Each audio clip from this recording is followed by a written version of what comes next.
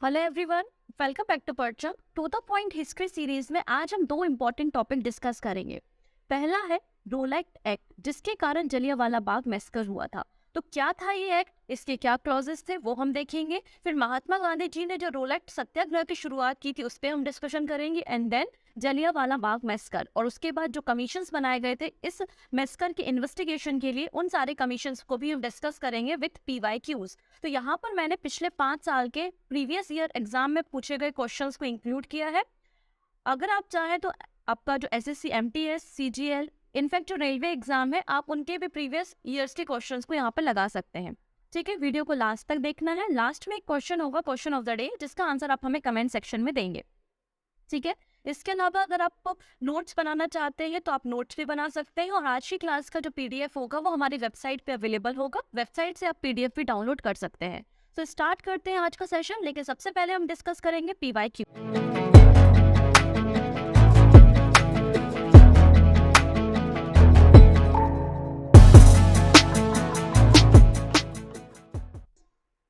पहला क्वेश्चन है यहाँ पर, विच of the following act of British also known as anarchical and revolutionary crime act of 1919।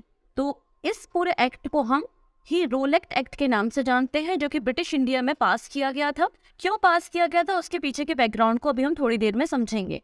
अगला question है, which of the following tragedy fall the momentum of anti Rowlatt Satyagraha. तो anti Rowlatt सत्याग्रह के बाद ऐसा कौन सा इंसिडेंट हुआ था, तो आंसर हो जाएगा जलियांवाला बाग मैसेकर हुआ था 30 अप्रैल 1919 में। ये सारे क्वेश्चन पूछे गए क्वेश्चन है, वही के वही क्वेश्चन आपको यहाँ पे मैं दिखा रही हूँ।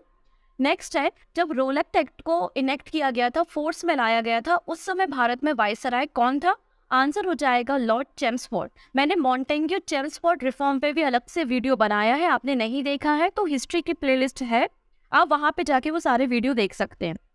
ऑप्शन ए बिल्कुल करेक्ट हो जाएगा। नेक्स्ट है, Who ordered the Jallianwala Bagh massacre, मतलब किसने यहाँ पर जलियांवाला बाग में गोली चलाने का आदेश दिया था। तो यहाँ पे अक्सर बच्चा कंफ्यूज होता है। आपको दो सरनेम दिख रहे होंगे, एक ओ डायर और डायर करके आपको दिखाई दे रहा होगा। तो जब ऊधम सिंह जी लंदन गए हुए थे ना, आप लोगों ने मूवी भी देखी होगी विक्की कौशल की, तो ऊधम सिंह ने जिनको गोली मारी थी वो ये वाले थे, माइकल ओ डायर, इनको गोली मारी थी। लेकिन जलियांवाला बाग मैसेकर में जिन्होंने गोली चलाने का आदेश दिया था वो कौन थे, वो थे आपके रेगनाल्ड डायर। ठीक है, तो आप ऑप्शन यहाँ पे सी करेक्ट हो जाएगा। नेक्स्ट है, रोलेट एक्ट का क्या एम था, इसका एम था मतलब किस लिए इसको पास किया गया था, बेसिकली जो नेशनल मूवमेंट चल रहे थे उनको सप्रेस करने के लिए, और विदाउट ट्रायल किसी भी व्यक्ति को आप जेल में डाल सकते हैं। तो यहाँ पे ऑप्शन सी बिल्कुल करेक्ट हो जाएगा, imprisonment without trial. Option C is the right answer.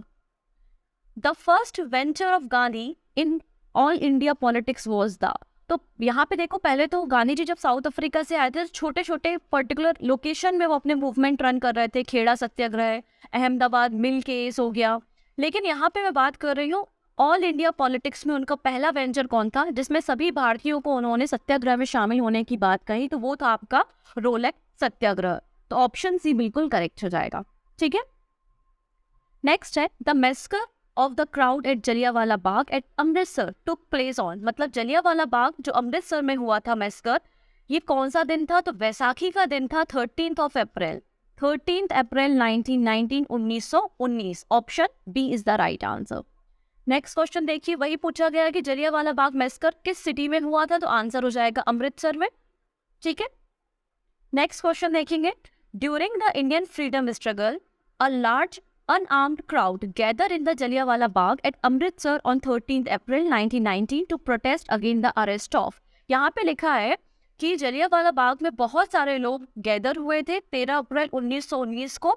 ये किसके अरेस्ट में, किसकी गिरफ्तारी का विरोध कर रहे थे, प्रोटेस्ट कर रहे थे, तो आंसर हो जाएगा doctor Saifuddin Kitchlew and doctor Satyapal. Option A is the right answer. तो इस तरीके से क्वेश्चन एग्जाम में पूछे गए हैं।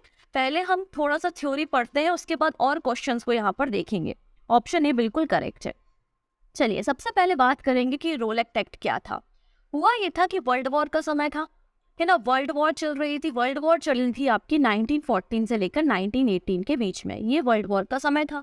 तो वर्ल्ड वॉर के समय हमारे देश के अंदर कोई भी नेशनल मूवमेंट ना हो, क्योंकि बहुत बुरे तरीके से इन्वॉल्व थी ब्रिटिश गवर्नमेंट वर्ल्ड वॉर में। ठीक है, तो अगर भारत के अंदर भी कोई मूवमेंट होगा या भारत के अंदर भी कोई रिवॉल्ट होगा तो उसको सप्रेस करने के लिए भी आर्मी की रिक्वायरमेंट होगी, और सारी आर्मी तो वर्ल्ड वॉर में लगी हुई है। इसलिए उस समय ब्रिटिश गवर्नमेंट के द्वारा डिफेंस ऑफ इंडिया एक्ट 1915 को पास किया गया था। डिफेंस ऑफ इंडिया एक्ट 1915 को पास किया गया था और वर्ल्ड वॉर खत्म होने वाली थी और इस एक्ट का ड्यूरेशन भी खत्म होने वाला था, केवल 6 मंथ ही बचे हुए थे। तो यहाँ पे कंसर्न था ब्रिटिश गवर्नमेंट को कि जब इस एक्ट का टेन्योर खत्म हो जाएगा, डिफेंस ऑफ इंडिया एक्ट 1915, तो उसके बाद जो देश में नेशनल मूवमेंट रन होंगे उनको हम कैसे सप्रेस करेंगे। तो ऐसी कंडीशन में हमको कोई एक बहुत स्ट्रिक्ट कानून की जरूरत है। तो इसलिए फिर डिफेंस ऑफ इंडिया एक्ट को फर्दर एक्सटेंड किया गया और इसका एक नया नाम दिया गया, विच इज रोलेक्ट एक्ट 1919। तो इसी का ही एडवांस वर्जन आप बोल सकते हैं रोलेक्ट एक्ट 1919 है, 1919 का ये अधिनियम है। अब इसके बारे में हम थोड़ी सी बातें करते हैं। रोलेक्ट एक्ट जो है इसको पास किया गया था 1919 में, और जो कमेटी बनाई गई थी इस एक्ट को पास करने के लिए, जिस कमेटी ने रिकमेंडेशन दिया था, उसके जो चेयरमैन थे वो थे सिडनी रोलेक्ट। इसलिए इस एक्ट का नाम रोलेक्ट एक्ट रखा गया। रोलेक्ट एक्ट के रीजंस क्या थे? इसको मार्च 1919 में पास किया गया था। इसके हम कुछ मेन क्लॉजेस पढ़ते हैं। पहली बात, हमारे देश में जो नेशनल मूवमेंट थे उनको हम ब्रिटिश गवर्नमेंट सप्रेस करना चाहती थी, इसलिए इस एक्ट को पास किया गया था। दूसरा इसका क्लॉज था कि किसी भी समय जो ब्रिटिश आर्मी है वो किसी भी व्यक्ति के घर में जा सकती है विदाउट वारंट और उसके घर का सर्च कर सकती है, और अगर सर्च करते समय कोई भी ऐसी चीज पाई जाती जो एंटी नेशनल है तो उस व्यक्ति को गिरफ्तार किया जा सकता है। तीसरी बात, अगर किसी व्यक्ति को आपको केवल अंदेशा है, केवल आपको वो सस्पेक्ट है कि ये कोई नेशनल एक्टिविटी में इन्वॉल्व है, किसी मूवमेंट में इन्वॉल्व है, तो केवल शक की बिना पे उस व्यक्ति को अरेस्ट किया जा सकता है बिना वारंट, और 2 साल तक की गिरफ्तारी के क्लॉजेस भी थे। तो ये सारी बातें इस रोलेक्ट एक्ट में कही गई थी। तो एक तरीके से जो फ्रीडम थी हमारे फ्रीडम फाइटर्स की, उसको यहाँ पे सप्रेस करने के बारे में चर्चा हो रही थी, इसलिए इसको ब्लैक एक्ट भी कहा जाता है, इसको काला कानून भी कहा जाता है। बिना वकील, बिना दलील किसी भी व्यक्ति को अरेस्ट कर सकते हैं 2 साल तक के लिए, for the period of 2 year without a warrant, और किसी सर्च वारंट की जरूरत भी नहीं किसी भी व्यक्ति के घर को सर्च करने के लिए। ये तो प्राइवेसी को भी वायलेट करता है, तो इसलिए इस एक्ट का यहाँ पे विरोध किया जा रहा था। ठीक है, इसलिए हमने इसको क्या कहा है, ब्लैक बिल भी कहा है। और गांधी जी ने इसी एक्ट के अगेंस्ट में प्रोटेस्टर्स को बुलाया और सत्याग्रह की शुरुआत की। तो ये गांधी जी का ऑल इंडिया लेवल पे ये पहला सत्याग्रह आप बोल सकते हैं, जिसको हम रोलेक्ट सत्याग्रह कहते हैं। तो अगर रोलेक्ट एक्ट कब पास किया गया था, अगर आपको एग्जैक्ट डेट पता करनी है तो 18 मार्च 1919 में इसको पास किया गया था। इस रोलेक्ट सत्याग्रह में, रोलेक्ट एक्ट के प्रोटेस्ट में हमारे कई सारे लीडर्स जो कि काउंसिल के मेंबर्स थे, उन्होंने रेजिग्नेशन दे दिया था, जिसमें मोहम्मद अली जिन्ना, मदन मोहन मालवीय, मजहर उल हक जैसे कुछ लीडर इंक्लूड थे। और गांधी जी ने पूरे नेशन वाइड 6 अप्रैल 1919 को सत्याग्रह की शुरुआत की। सभी से बोला गया कि हम पीसफुल तरीके से प्रोटेस्ट करेंगे, ठीक है, लेकिन कुछ जगहों पे ये जो प्रोटेस्ट था वो बहुत ज्यादा हिंसात्मक हो गया, मतलब बहुत ज्यादा वायलेंट हो गया, और वो जगह थी आपकी कहाँ पे, पंजाब। ठीक है, तो Mahatma Gandhi wanted non violent civil disobedient against such unjust law, और इसकी शुरुआत 16 अप्रैल 1919 में की थी। But before it could be launch there was a large scale violent anti British demonstration in Calcutta, Bombay, Delhi, Ahmedabad etcetera. जो भी गवर्नमेंट की बिल्डिंग, ऑफिसेस थी, उन पे अटैक किए जाने लगे, उन्हें जलाया जाने लगा, है ना, इस तरीके से एक्टिविटी होने लगी। और पंजाब में सिचुएशन बहुत ज़्यादा खराब हो गई। और जब पंजाब में सिचुएशन बहुत ज़्यादा खराब हो गई, और उस समय ही एक मीटिंग को एड्रेस कर रहे थे डॉक्टर सत्यपाल मलिक और सफुद्दीन कुचनू, तो उसी समय 10 अप्रैल को उन दोनों लीडर को पंजाब से अरेस्ट कर लिया गया और पंजाब में मार्शल लॉ लगा दिया गया। मार्शल लॉ का ये मतलब हुआ कि कोई भी किसी भी जगह पे गैदरिंग नहीं हो सकती, चाहे आप कोई फेस्टिवल सेलिब्रेट कर रहे हो या धर्म के नाम पे कोई गैदरिंग कर रहे हो, कोई भी गैदरिंग अलाउ नहीं होगी। एक ही जगह पे 4 से ज्यादा व्यक्ति खड़े नहीं हो सकते। अगर ऐसा करते हुए कोई पाया गया तो उसे अरेस्ट कर लेंगे, और चाहे शांतिपूर्ण तरीके से ही आपको रैली निकालनी हो, प्रोटेस्ट करना हो, तो उसका भी अधिकार यहाँ पे नहीं था। मार्शल लॉ लगा दिया गया था पंजाब में।